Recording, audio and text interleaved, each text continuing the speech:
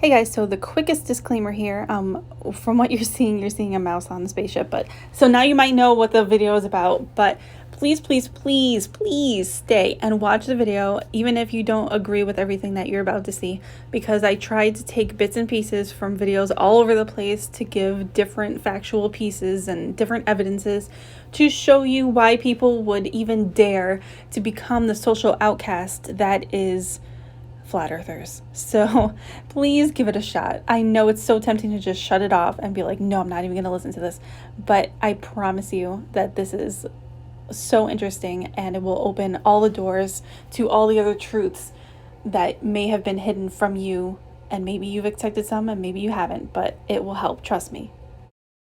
Into orbit. I don't care what you say, that is a mouse. That's going to continue to burn until 8 minutes.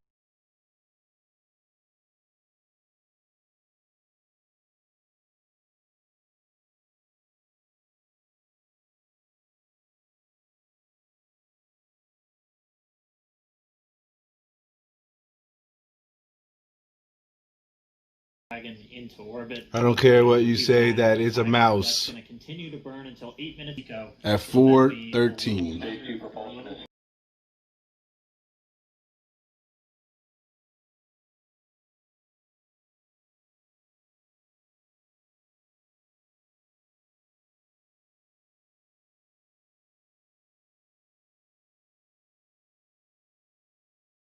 Water, when unmanipulated, is to find its level, so whether you look at a cup of water, a bathtub, a swimming pool, a lake, or the ocean, it's flat.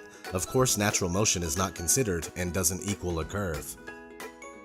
We have zero authentic pictures of the Earth and they're all composites, and NASA even admits that they Photoshop Earth images. It is Photoshopped, but it's has to be. On numerous occasions, NASA admits that we can't go beyond low Earth orbit, which is between 99 miles and 1,200 miles away. The interesting thing is that the moon is said to be 238,000 miles away, which is a difference of 236,800 miles. No matter if you're on the ground, on top of a building, a mountain, a hot air balloon, an airplane, or looking at high-altitude amateur balloon footage, the horizon never fails to rise right to your eyes. Whether you are looking at Toronto's skyline from Niagara-on-the-Lake, 31 miles away, Chicago's skyline from Union Pier, 43 miles away, or even Oahu from Kauai, which is up to 108 miles away from center to center, or 73 miles away from the closest points. You will not see any curvature where it's supposed to be. According to the Pythagorean theorem, which states that the curvature of the Earth is 8 inches per mile squared, Oahu should not be visible whatsoever, but you can see the whole thing. In 1887, Albert Michelson and Edward Morley conducted what's known as the Michelson-Morley experiment. This experiment was attempting to prove the speculated motion of the Earth around the Sun, and when it failed, Albert Einstein was forced to form the theory of relativity to overcome this problem. In fact, anytime mainstream science is faced with undesirable results, they create a workaround, which isn't real science at all. The Sun is claimed to be 93 million miles away, with a radius of over 400,000 miles, but can easily be proven to be much closer and smaller by tracing the crepuscular rays back to its origin in the sky. If the Sun were indeed 93 million miles away, it would simply be impossible to have angled sun rays, as they should all consistently come in straight. According to the globular theory, a lunar eclipse occurs when the Sun, Earth, and Moon are in a direct line, but it is on record that since about the 15th century, over 50 eclipses have occurred while both the Sun and Moon are visible above the horizon. F.H. Cook, The Terrestrial Plane. It's a common misconception that the shadow of the Earth causes moon phases. Even the pastors and priests of the science religion readily admit this fact. The interesting thing about moon phases is that they are always the exact same 8 phases repeated. But if we were circling around the Sun, these 8 phases would inevitably be reversed from the summer to winter seasons. I completely understand that the idea of a flattened stationary Earth seems ridiculous in many ways, but that's only because we are taught the false globe model from the very first time that we enter a school classroom. Not to mention the first time we are introduced to the concept of a flat Earth, it's depicted as a highly laughable world where ships, boats, and water would run off of the edge. So I do get it, but it's all part of the deception. I've spent 30 years of my life believing that we were on a spinning globe. It wasn't until I unbiasedly and scientifically investigated the flat Earth claims that I started to realize that there is more to this theory than I originally gave it credit for. Now, after almost 2 years of research, I'm certain that the Earth is flat. We are told that the Earth spins at 1,040 miles per hour, while the Earth travels around the Sun at 66,000 miles per hour. Meanwhile, the whole solar system is going inside the Milky Way galaxy at a speed of 490,000 miles per hour. And finally, the entire Milky Way galaxy is darting through infinite space at over 1 million miles per hour. Most people believe this, and yet every experiment ever conducted to prove even the simple spin of the Earth has failed.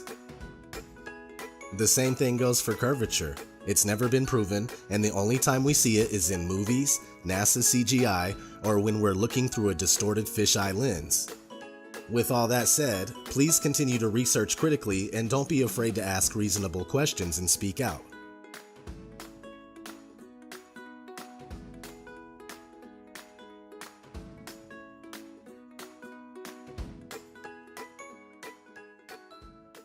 First, I looked into the Apollo missions to the moon. Then I wondered why we hadn't been back to the moon in 45 years. I wondered why even now we didn't at least have a fleet of rovers scouring every inch of the moon, including its other side that we didn't even land on. But apparently there's a competition to get rovers on the moon. But I mean, we have a rover on Mars. Why didn't we at least send one rover up to the moon to constantly observe it, since we no longer send humans? It's just hard for me to imagine that we've already discovered and observed everything we could learn about the moon during those 3 years of Apollo missions. You know, we've never put a woman on the moon, only men. So why not send our first woman to the moon? That would be a spectacular accomplishment. At least I think so. But then I came across a video of Don Pettit. He's a very outspoken NASA astronaut who's been to outer space 3 times. He said this is why we haven't been back to the moon. I'd go to the moon in a nanosecond. The problem is we don't have the technology to do that anymore. We used to, but we destroyed that technology, and it's a painful process to build it back again. Then I found out about the Van Allen radiation belt. Here's what a NASA engineer has to say about the Van Allen radiation belt. We are headed 3,600 miles above Earth, 15 times higher from the planet than the International Space Station. As we get further away from Earth, we'll pass through the Van Allen belts, an area of dangerous radiation. Radiation like this could harm the guidance systems, onboard computers, or other electronics on Orion. Naturally, we have to pass through this danger zone twice, once up and once back. But Orion has protection. Shielding will be put to the test as the vehicle cuts through the waves of radiation. Sensors aboard will record radiation levels for scientists to study. We must solve these challenges before we send people through this region of space. Sensors aboard will record radiation levels for scientists to study. We must solve these challenges before we send people through this region of space. So yeah, I found it really interesting what that NASA engineer said about the Van Allen belt. And it turns out that other NASA folks have said the same thing about leaving low Earth orbit. Testing out on space station are definitely helping us with our goals of going beyond low Earth orbit. So we have a really robust exploration program at NASA. And here's a quick look at the technology that we used to make it to the moon. Here's an image of the command module being rescued in the ocean. This made it to the moon and through the Van Allen belt and back to Earth. Here's video of a command module taking off from the moon. Here are some images I downloaded from NASA's website showing the module and a close-up of the technology that we sent to the moon. So yeah, I was surprised to hear about the Van Allen belt because we went to the moon 9 times and sent 12 men during the Apollo missions from December of 1968 to December of 1972. I'm kind of a detail-oriented guy, so I wanted to learn more about all this because while I'm detail-oriented, I'm also pretty cynical and extremely curious about things that don't immediately click, but I got sidetracked during my research because I came across Neil deGrasse Tyson saying something kind of weird. If you didn't know, Neil deGrasse Tyson is an astrophysicist, and he's pretty well known inside the science community. So here's what he said. So you spin, when you spin pizza dough, it kind of flattens out. Yeah. Gets wider in the middle. And so Earth, throughout its life, even when it formed, it was spinning. And it got a little wider at the equator than it does at the poles. So it's not actually a sphere. It's oblate. And officially it's an oblate spheroid. That's what we call it. But not only that, it's slightly wider below the equator than above the equator. A little chubbier. A little chubbier. Yeah. Chubby's a good way. It's like pear-shaped. Yeah. I researched this statement because it didn't make sense to me. And yeah, if you watch the whole video of when he says this, he gets into sea levels and more. But I gotta tell you, he didn't mean the statement as a joke. But it still seems like a joke because who says the Earth is pear-shaped?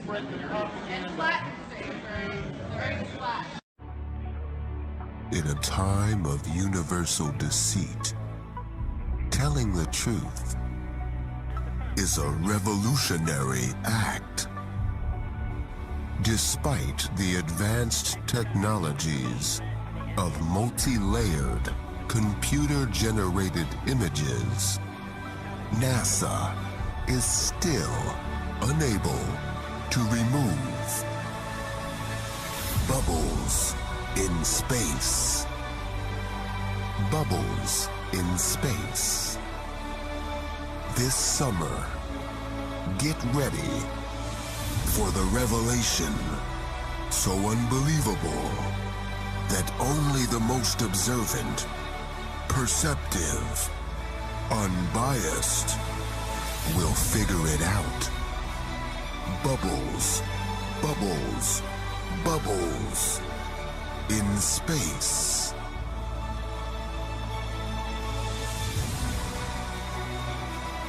Bubbles in Space starts today at theaters everywhere.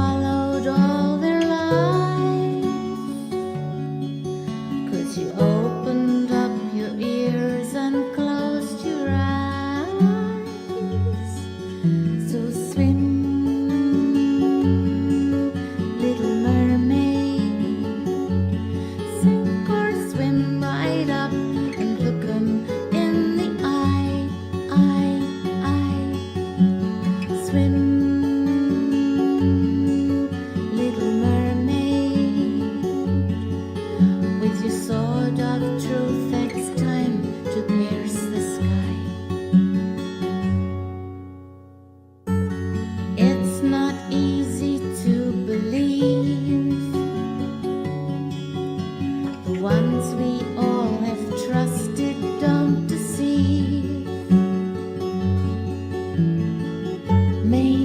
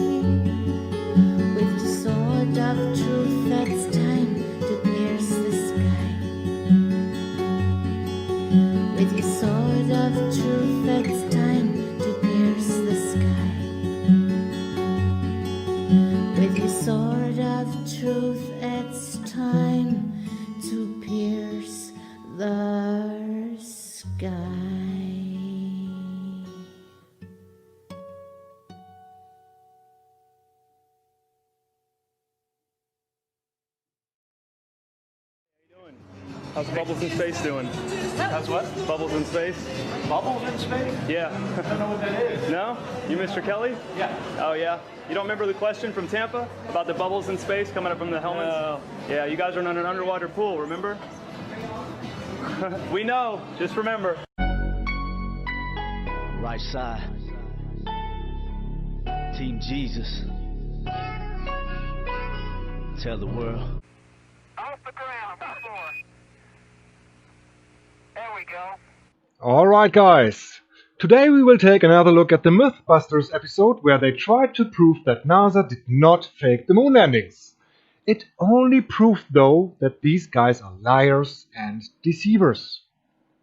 To find out, Adam and Jamie are testing a myth that to fake the footage, NASA filmed it in a studio and then slowed it down. Now I've seen the movement, I'm going to try and practice jump here. And to test that claim, Adam and Jamie will do exactly the same by recording at 48 frames per second and playing back the tape at the regular 24, you get beautifully smooth slow motion. So under lunar-like gravitational conditions, Adam gets to repeat his moonwalk exercises. But it's equally clear the gravity rig doesn't quite work either. Adam's weight might be technically correct, but he lacks that smooth low-gravity look. The first test jump was an unassisted jump. Afterwards they played it back in slow motion. The second jump was a wire rig assisted jump. Would you like to know why they did not show that one in slow motion? Because it would reveal that it looks exactly like the infamous moon landing Navy salute jump. That's why. If you think that this deliberate deception is just a harmless mistake, you are either ultra naive or paid to lie. There is no other option. Off the ground, before. Off the ground, before. Off the ground, before.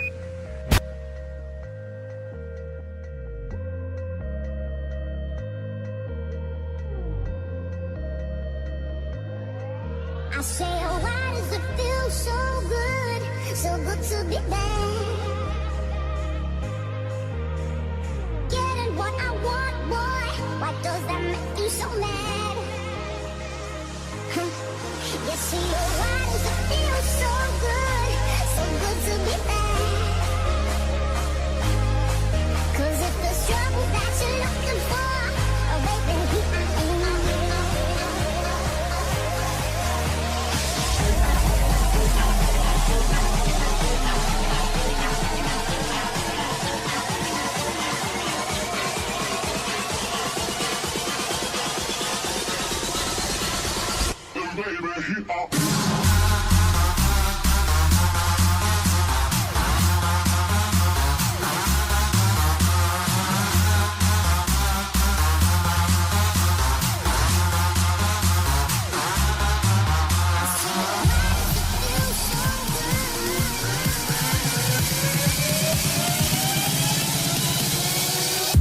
So good to be back.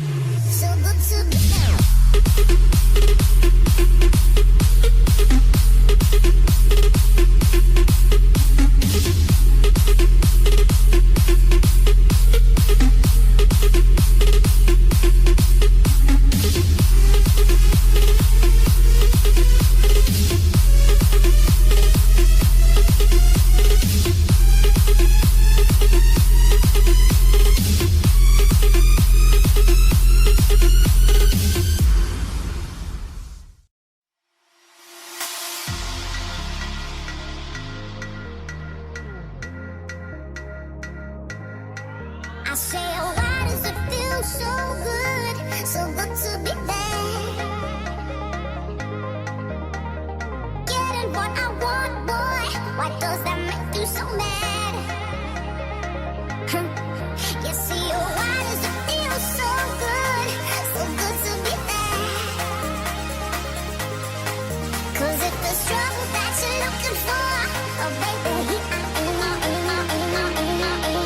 am.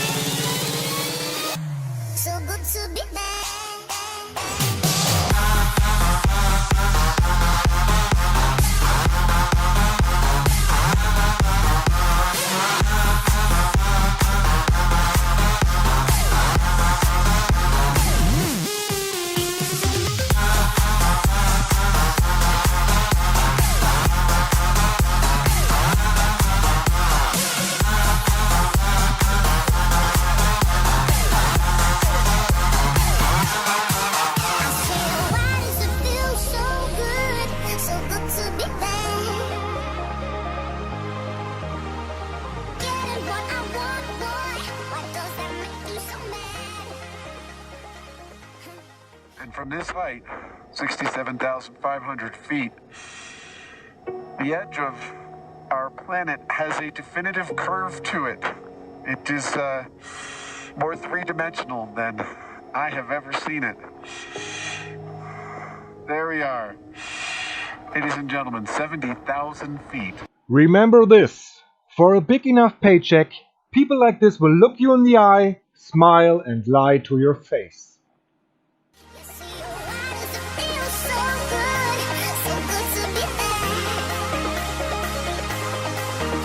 An inflatable plastic balloon satellite, 100 feet in diameter, tall as a 10-story building, will be sent aloft folded accordion fashion inside a 26.5-inch magnesium container.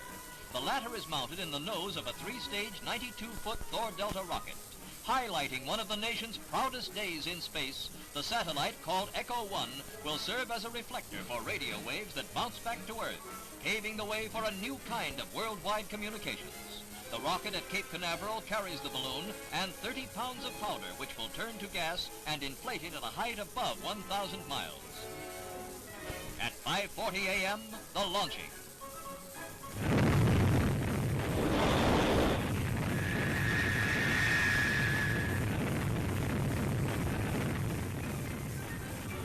Then the tense moments while the rocket goes through the separation of the stages. It is only the second launching for the Thor Delta, and as shown in this animated visualization, it is living up to the expectations of the space experts who say it functions almost perfectly.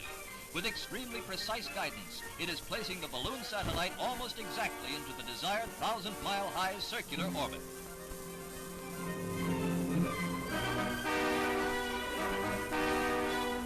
"33 minutes after launching, the balloon is released and inflated by the powder inside, which turns from a solid into gas under the sun's temperature. The big balloon, visible like a bright star, quickly bounces a recorded message by President Eisenhower between stations in California and New Jersey. And here in Washington, the chief executive listens to his own voice as it sounded when bounced from the orbiting satellite. It is a great personal satisfaction to participate in this first experiment in communications, involving the use of the satellite balloon known as Echo. This is one more significant step in the United States program of space research and exploration. Did you just hear that? A gas-inflated balloon 1,000 miles high in orbit around Earth in 1960. Everybody should be aware that gas-inflated balloons burst when they rise too high, because the air surrounding them gets thinner and thinner, and so they keep on expanding until they pop. And do I really have to explain what happens when you put a balloon in a vacuum chamber and let the air out? The gas inside the balloon expands and expands until it bursts. But NASA's Magic Echo space balloon didn't care about any of that. Allegedly, it survived 8 years in the vacuum of space at an altitude of 1,000 miles to bounce radio signals back to Earth. Come on, folks, this is utterly ridiculous. Also, how can there be a pressurized atmosphere on Earth right next to the vacuum of space without a solid barrier? Think about it. Right side. Team Jesus. Tell the world. Yeah. Tell the world. Let's go, let's go, let's go. Look at the signs now. Can't see or must be blind now. Got us caught up in the lights, trapped in the mind. Seem like truth is a crime now.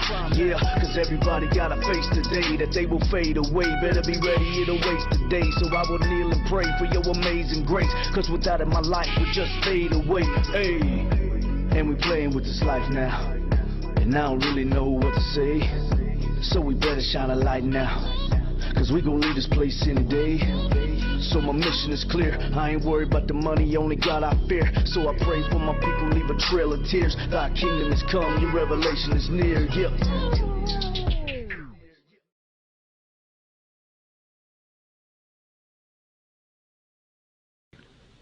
For nothing is secret that shall not be made manifest, neither anything hid that shall not be known and come abroad.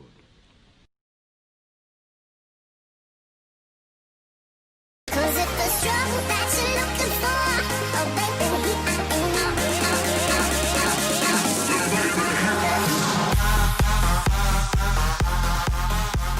We've made significant breakthroughs in technology in the past 45 years. So imagine today's technology that NASA could bring to the moon to record and study it. Imagine the beauty that they could show the entire world. Because we could have crystal clear, high-definition footage taken directly from the surface of the moon. I mean 4K resolution stuff that would blow everyone's minds. But instead, everyone seems to be okay with not going back. And that's despite the original video of our first ever moonwalks during the Apollo 11 mission being destroyed. And they say the original recordings, they were actually super clear and nothing like the grainy video that was broadcast to millions on television. But I guess it doesn't really matter either way, since we destroyed the technology to get back to the moon. That's if you believe what Don Pettit said. So my curiosity compelled me to keep researching all of this stuff. And a lot of what I found, it didn't make a whole lot of sense. Like, why does it look like this flag is flapping or blowing in the wind? And this module taking off looks pretty weird to me. So yes, a lot of the moon landings and stuff surrounding outer space can come across as odd. And yeah, maybe each odd thing can be explained away. It's just that when I look at all of the oddities as a whole, it's a bit creepy. And I say creepy because someone I know and someone I love once said this stuff was creepy when they started looking into it. And all of this creepy stuff made me want to keep researching and keep asking questions. But I ended up asking one question that can get you labeled as a nutcase. It's a question that makes people laugh at you. It's a question that I bet you've already seen coming as you've been watching this video. And that question is, did we really go to the moon?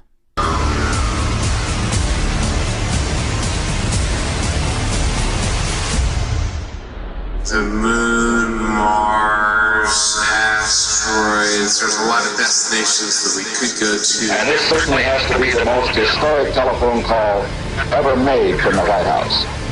I just can't tell you how proud we all are of what you have done. Thank you, Mr. President. It's a great honor and privilege for us to be here. A journey to another planet, a manned mission to Mars. I should tell you that the first mission is scheduled to land on Mars on July the 4th, 1997, Independence Day. We will undertake extended human missions to the moon as early as 2015, with the goal of living and working there for increasingly extended periods of time. Human missions to Mars and to worlds beyond. But I just have to say, pretty bluntly here, we've been there before. There's a lot more of space to explore and a lot more to learn when we do. Now, last month we launched a new spacecraft as part of a re-energized space program that will send American astronauts to Mars. We will establish a foundation for an eventual mission to Mars and perhaps someday to many worlds beyond. If we dare to dream big, and that's what our country is doing again. We're dreaming big.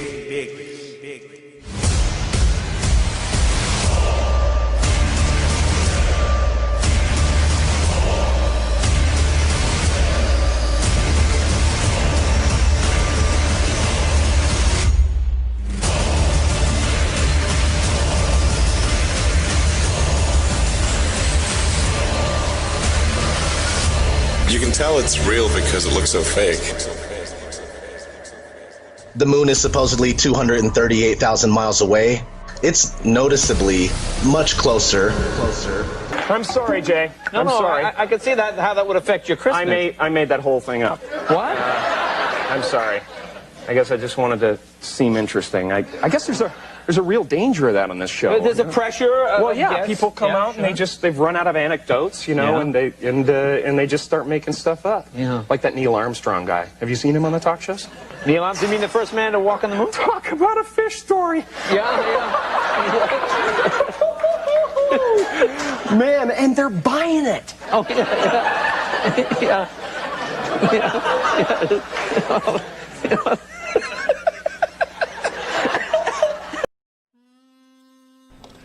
Well, thank you very much.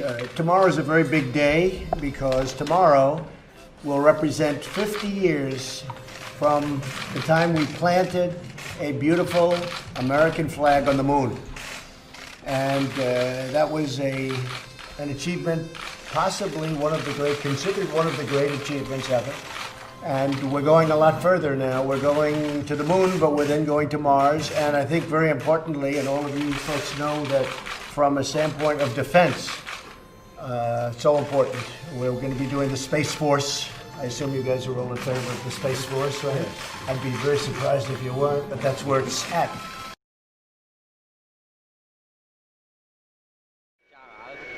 Werner von Braun, born Silesia 1912, nationality American.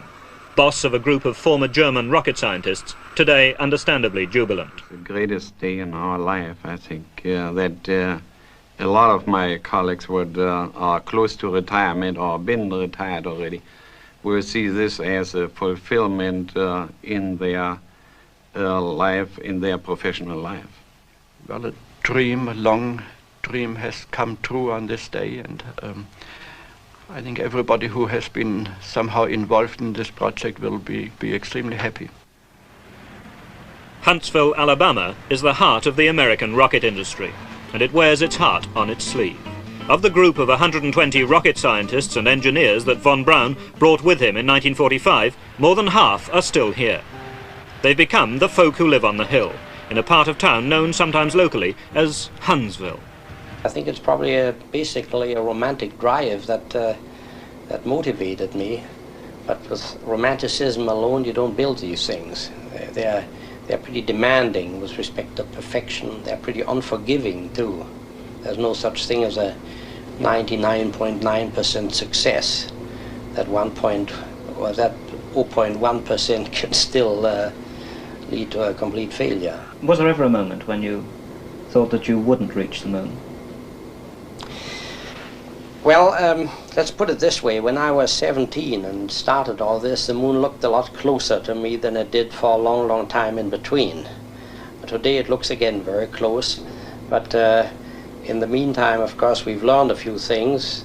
Among others, I've learned, for example, what $1 billion is, something I had no conception for in the early days.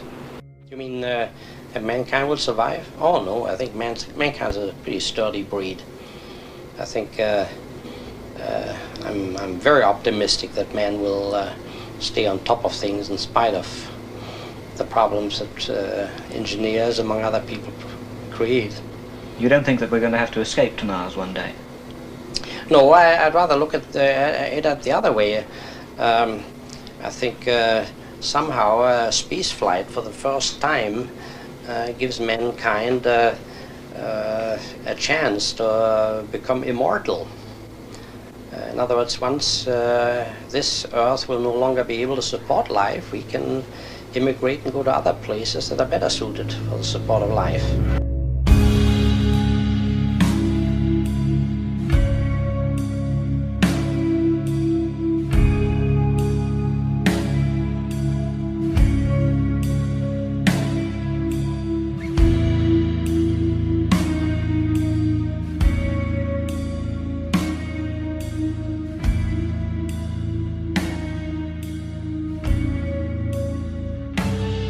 We celebrated the 50th anniversary of man setting foot on the moon, as I'm sure almost every one of you knows. And I was watching a lot of the NASA celebration propaganda that was going on for several days, and it was kind of a nationwide event with different exhibits and things going on at air and space museums and everything like that.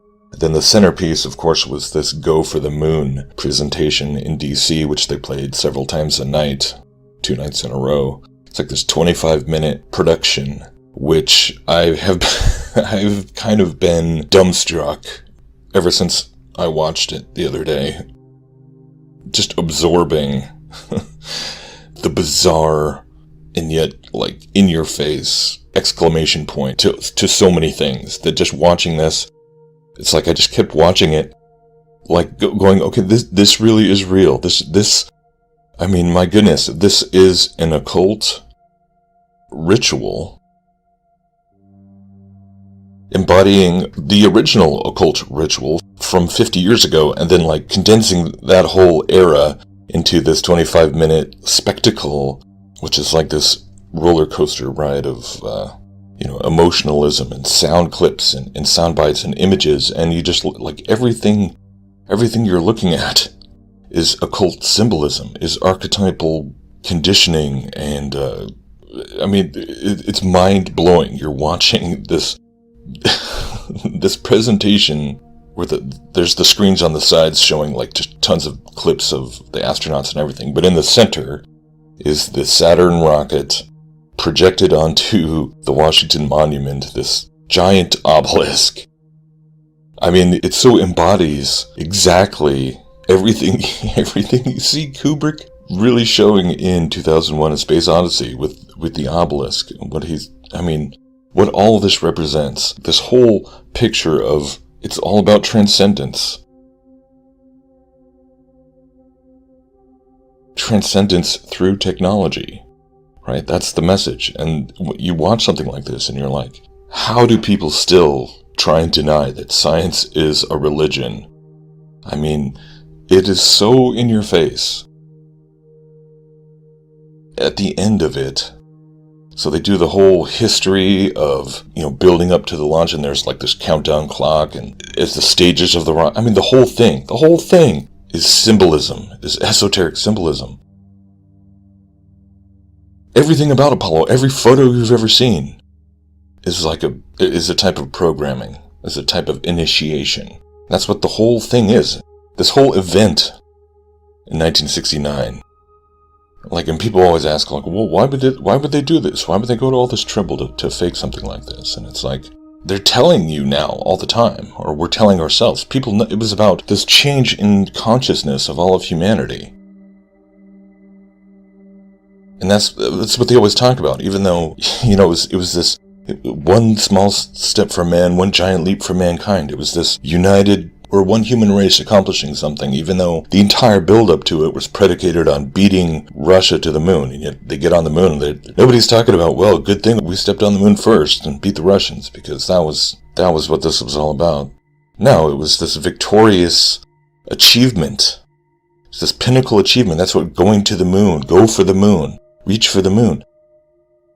So at the end of this 25-minute production, of course, it transitions into, we're going back to the moon, because that's what they've been talking about all weekend, and Trump, and, Space Force, and now, there's going to be plenty of links below, but Trump talking about, like having this fake conversation, like he's asking, so how are we going to do that? Well, is that a good idea? Anyways, Space Force.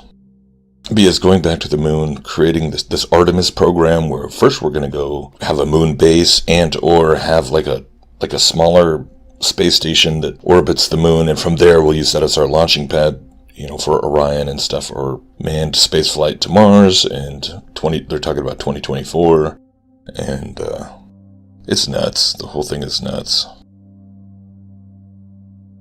So at the end of this Go for the Moon presentation on the Washington Monument, on the monolith, the narrator lady comes on and she says, "The United States is working to send humans back to the moon. The Artemis missions will carry the fire of Apollo under the same banner of freedom and peace. The spirit of Apollo is a world in which the sky is no longer the limit, and the moon is just the beginning." So what's wrong? We're not the one in the rocket. The whole thing. That stupid Google commercial. I want to be an astronaut. Little kids running around in NASA. That's a whole... It's like, dude, that's... Oh my gosh. Cosmism for children. So what does that mean? It's like theosophy for children. Superheroes. Everything. NASA. Star Wars. It's all the same freaking thing. It's just ridiculous how permeating all levels of society and entertainment and academia and you name it. It's like the same thing everywhere. So yeah, the space thing is just one thing that everyone comes together on. The whole world came together, even though we were in the middle of the Vietnam War. Apollo. The Artemis missions will carry the fire of Apollo. The fire of Apollo. This is not quote-unquote scientific language, guys. The fire of Apollo. Under the same banner of freedom and peace. So Apollo was about freedom and peace because we had to beat Russia to the moon, because if we didn't, they were going to set up a moon base and be able to blow us up with nukes from the moon, right? And now here again, so on the one hand we're saying the Artemis missions are under the same banner of freedom and peace. Well, Trump's talking about Space Force and defense. So is it freedom and peace or is it national defense? It's like, oh no, it's both. It's both, don't you understand? Right. And you want to talk about like dialectics, like up the wazoo. The spirit of Apollo is a world in which the sky is no longer the limit, and the moon is just the beginning. It's a world in which the sky is no longer the limit. I mean, I love it. I just had to rant about this because I don't know what else to do. It's like, it is what it is. It's kind of blowing my mind, and at the same time, it's not even shocking at all, you know? It's weird. It's the weirdest part is just like how obvious it is now. Like how transparent it seems like it should be. To anyone who, like, A, believes the Bible, or B, has looked into all these conspiracies, like, at all, or for any decent amount of time, to where you've gotten past just the basic stuff, and you see what's behind everything. And then you go down all these rabbit holes trying to understand the occult stuff, but it's like they still don't want to listen to what the Bible has to say about all of that, because it makes everything so clear in a lot of ways. So simple. Everything is like quite simple. They have their own gospel. This is the Mystery Babylon gospel. Just like this and this and this and this. And we see it everywhere. And they're all coming together just like the Bible said they would. This beast system, it's about a religion. It's not about all the fear and doom and gloom of financial this. And the crazy thing about it is that it's a religion that is also a government, that is also technology, that is also everything. It's a technocracy. It's a satanic antichrist kingdom because it's anti the real God and anti the real gospel. But there is a seemingly compelling and beautiful gospel that they're offering instead, that Satan's offering instead. You will be like God. You are like God. Look, we just proved it. I mean, we put people on the moon in a tin can, so we're amazing. But I mean, that's the thing. As ridiculous as it sounds, that people would fake a moon landing in order to convince themselves that they can do something that we can't do, to convince everyone else. That's what Satan's doing. The analogy is like could not be more perfect. It's all the same lie, it's just with bigger props, better special effects,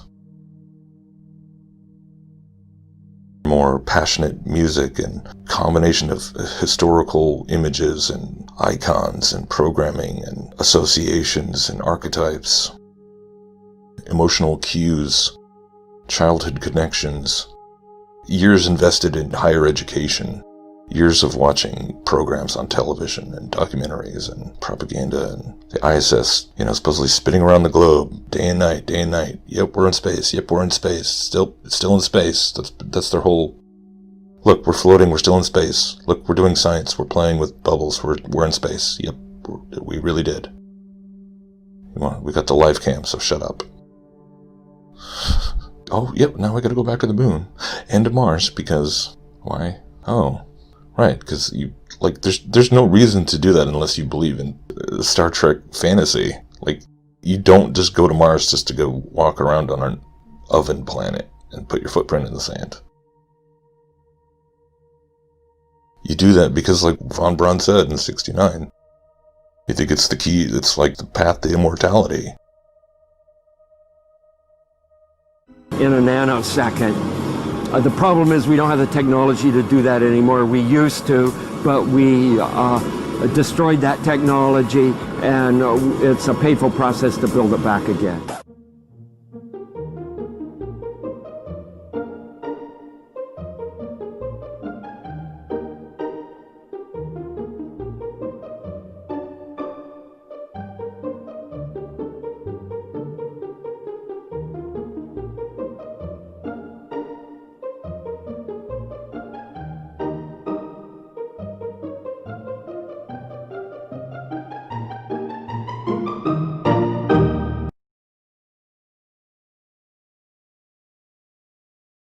If these guys were around when Columbus set sail, they'd be charter members of the Flat Earth Society. It's the current members of the Flat Earth Society in Congress. And again, I just want everybody to be clear, because sometimes when you listen to the news and you listen to some of these other politicians, they seem a little bit confused about what I'm saying. You know, if some of these folks were around when Columbus set sail,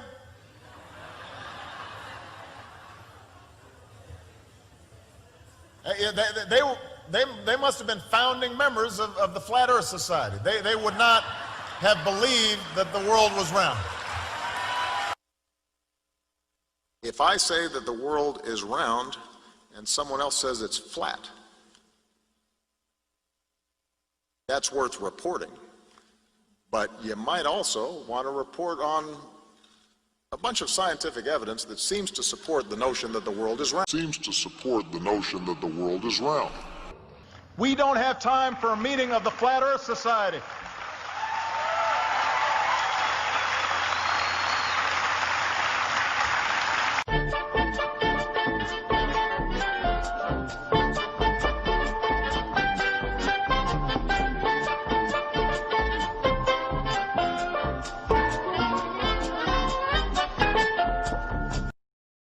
Humans, for the most part, don't have a clue. They don't want one or need one either. They're happy. They think they have a good bead on things. Well, why the big secret? People are smart. They can handle it. A person is smart. People are dumb, panicky, dangerous animals, and you know it. 1,500 years ago, everybody knew the Earth was the center of the universe. 500 years ago, everybody knew the Earth was flat. 2 cell phones, after all. Right before your surgery, I asked if you had packed your cell phone, and you said, which one? When? Skylar, I was medicated. I mean, I could have said the world was flat. You know what I think? I think you accidentally told the truth. The pitcher, steroid Santa Claus, kicks and deals. It's a long fly ball going back.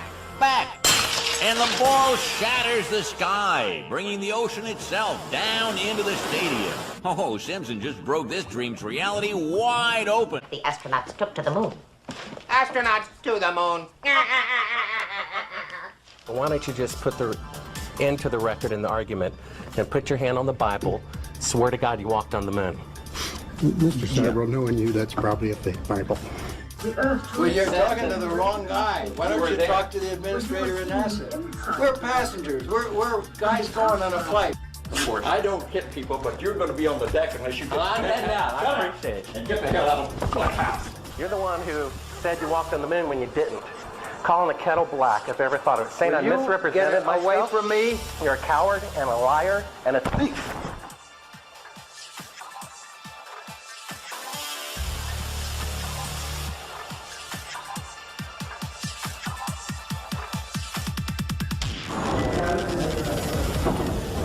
You want me to knock you in the head? Well, I want you to swear to God on the Bible that you walked on the moon. Okay. If you walked on the moon, we're given the opportunity to swear to God that you walked on the moon. I'm going to give you the opportunity to get the hell knocked out of you if you don't leave me alone. Watching them lie through their teeth, carrying on a hoax that is so outrageous that they're beyond. They couldn't cover it up. They were just too human. Exactly. You can see on Neil Armstrong particularly, he doesn't want to lie. This guy just doesn't want to lie. No. He's looking down. He just doesn't want to say anything. This is why he didn't give any interviews for the rest of his life. Look at that. Please do look at that, folks. The YouTube video of the first Apollo crew to come back at press conference. It's really embarrassing. I mean, it's just embarrassing. The lie was so big that they really couldn't fake it that well. It was too much for them.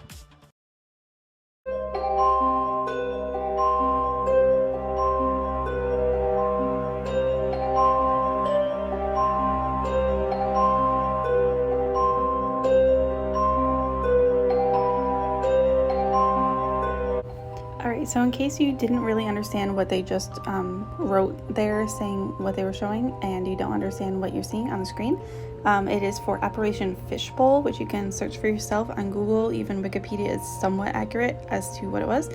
And it was a series of high-altitude nuclear tests in 1962, in particular, is the one that you're seeing now, that were carried out by the United States as a part of a larger Operation Dominic nuclear test program. It should be noted that the test actually started in the 1950s, specifically in 1958, but it was too close to Hawaii, so they had to go further out so that the debris wouldn't fall on them. But the whole operation was to break the fish bowl. Get it? Fish bowl, because we have the waters above called heaven, and they were trying to break the glass, aka the firmament, which is not glass, but it's akin to it. So yeah. Although we weren't able to shatter that highest, hardest glass ceiling this time, thanks to you, it's got about 18 million cracks in it. I wanted to make this video because one of the criticisms that I hear about the flat earth all the time is that there's no engineer, no scientist, or no educated professional that would say that the earth is flat. Well, I beg to differ. One great example of that is Wernher von Braun. Wernher von Braun was a German engineer who worked on rocket technology, first for Germany and then for the United States. This guy is known as the father of NASA. Wernher von Braun was one of the most important German weapons specialists to work on rocketry and jet propulsions in the United States after World War II.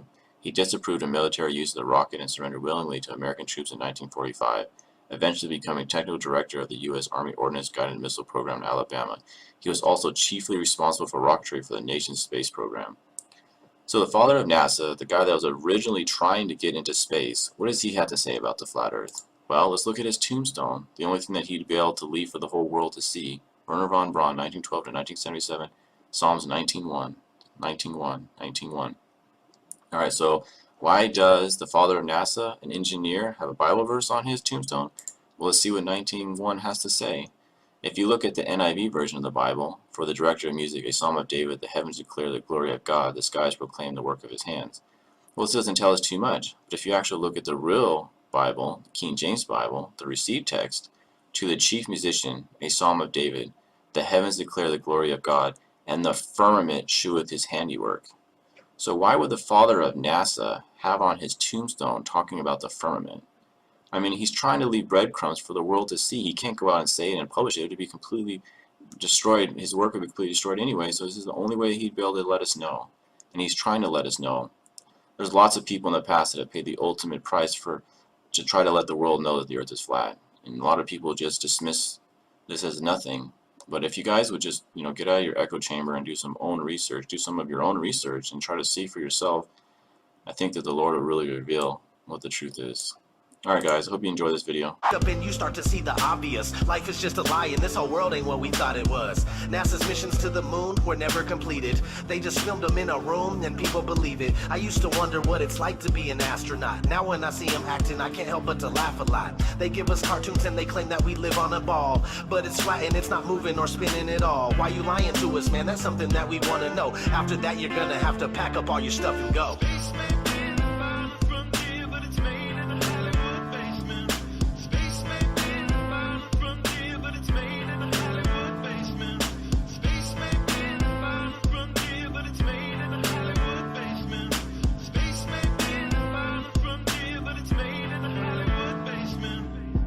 History has been rewritten by winners of wars. The Jesuit order, Khazars, Freemasons, and more. They pulled the veil over our eyes, and it's time to awaken. Through organized indoctrination, our minds have been taken. It's time we take our power back and we rescue our people. The Vatican and the bankers are like Resident Evil. They may have had the greatest plan that was ever concocted, but Illuminati never thought that they'd ever be spotted. They're manufacturing reality all in our heads. They tell us if the earth is flat, then we'll fall off the edge. But if it is a spinning ball, we won't fall off it then. And gravity is our imaginary magic friend. Why is water always flat when unmanipulated? Why are pictures of the earth computer generated? Why you lying to us, man? That's something that we want to know. After that, you're gonna have to pack up all your stuff and go.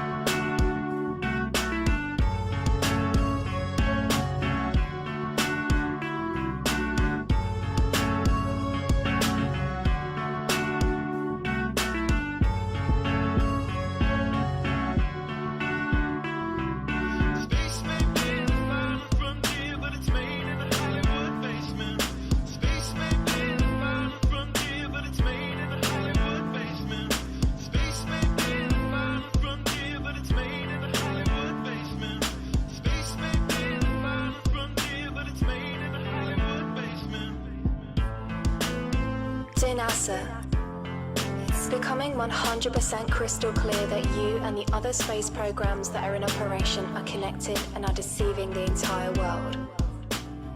More and more people are waking up every single day, and we are now able to see right through you. Oh, you're in Genesis chapter 1. It says, God said, let there be a firmament in the midst of the waters, and let it divide the waters from the waters. So this is creation. What happened is there was water, and God put a firmament between it. You see that dome? I'm going to explain to you what that is through Scripture. That is the firmament. And everything is within the firmament, not out in the universe. Let me prove that to you. And it said in verse 7, God made the firmament and divided the waters which were under the firmament from the waters which were above the firmament. So you see that there's waters which we have under the firmament, sea, land, that's under the firmament. Then there's waters also above. Keep that in mind. Above this firmament. What does firmament mean? Well, firmament, the first word firma, actually just means solid, and ment is just the end of a noun. So it just means solid thing.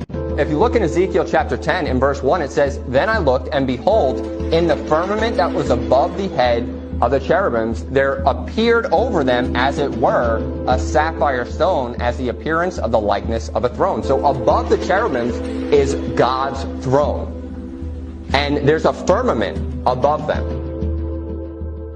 And it says, as it were, a sapphire stone, the appearance and the likeness of a throne. I believe that to be describing the throne itself, not the firmament.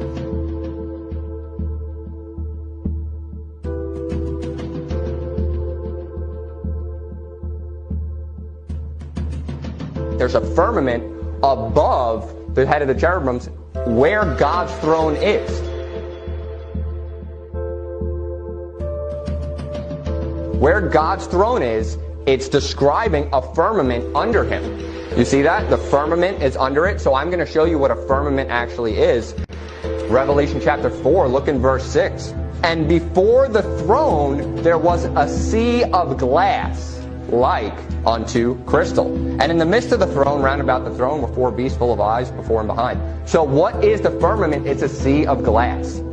It is described by the Bible. The word itself actually does mean solid thing, but according to God's word, it's a sea of glass. And that actually makes sense when you look at Genesis chapter 1. You need something that is hard to divide water from water. So I'm telling you that the firmament is what divides the waters from the waters, and it is essentially like a circular disc, is what the earth is, with a dome on top of it. And this dome is glass. Maybe not what we think of as glass, but God created a solid thing. Job 37 verse 18. It says, Hast thou with him spread out the sky, which is strong and as molten looking glass. So the firmament is glass. It's as molten looking glass. The firmament was under the throne, that sea of glass, and it is also what divides the waters from the waters.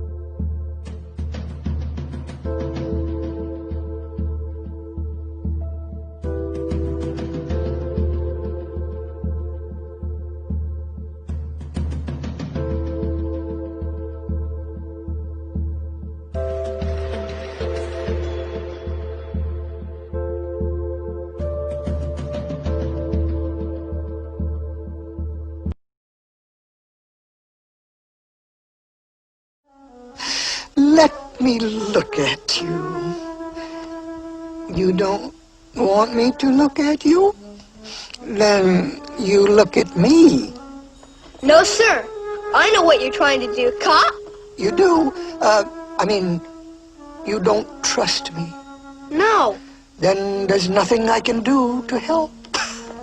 You want to help me? Certainly. Okay. So let's dedicate this to General Kelly, the Border Patrol, and the ICE agents for doing such an incredible job. All right? This was written by Al Wilson a long time ago. And I thought of it having to do with our borders and people coming in. And we know what we're going to have. We're going to have problems. We have to very, very carefully vet. We have to be smart. We have to be vigilant. So here it is, the snake. It's called The Snake. On her way to work one morning, down the path along the lake, a tender-hearted woman saw a poor, half-frozen snake. His pretty-colored skin had been all frosted with the dew. "Poor thing," she cried, "I'll take you in, and I'll take care of you." The border. "Take me in, O tender woman. Take me in, for heaven's sake. Take me in, O tender woman," sighed the vicious snake. She wrapped him up all cozy in a comforter of silk and laid him by her fireside with some honey and some milk. She hurried home from work that night, and as soon as she arrived, she found that pretty snake she'd taken in had been revived. "Take me in, O tender woman. Take me in, for heaven's sake. Take me in, O tender woman," sighed that vicious snake. She clutched him to her bosom.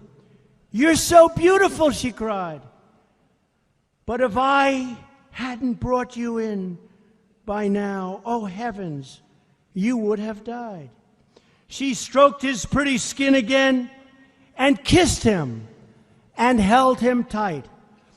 But instead of saying thank you, that snake gave her a vicious bite. "Take me in, O tender woman. Take me in, for heaven's sake. Take me in, O tender woman," sighed the vicious snake. "I have saved you," cried the woman, "and you've bitten me, heavens, why? You know your bite is poisonous, and now I'm going to die." "Oh, shut up, silly woman," said the reptile with a grin.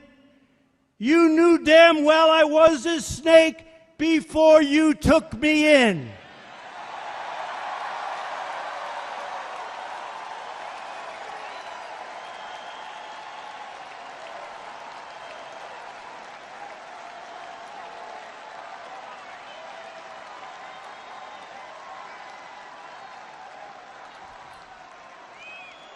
Does that explain it, folks? Does that explain it?